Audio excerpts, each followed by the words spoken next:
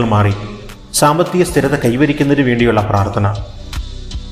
പിതാവായ ദൈവമേ, ഒന്നിനും കുറവില്ലാത്തവനായ അങ്ങയുടെ പുത്രനായി എന്നെ തിരഞ്ഞെടുത്തതിന് ഞാൻ അങ്ങേക്ക് നന്ദി പറയുന്നു. സകലത്തിൻ്റെയും പരിപാലകനും സകല സമ്പത്തിൻ്റെയും ഉടയവനുമായ അങ്ങയുടെ ആശ്രിതരെ ഒരു കുറവുമില്ലാതെ പരിപാലിക്കുന്നതിന് അങ്ങേക്ക് ഞാൻ നന്ദി പറയുന്നു.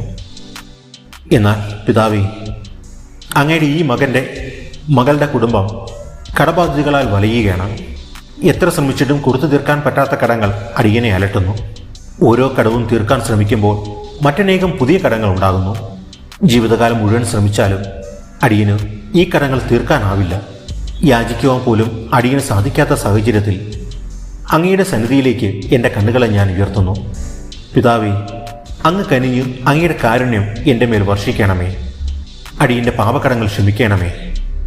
കടം തന്നവരുടെ ഹൃദയങ്ങളിൽ അടിയനോട് അലിവ് തോന്നിക്കണമേ.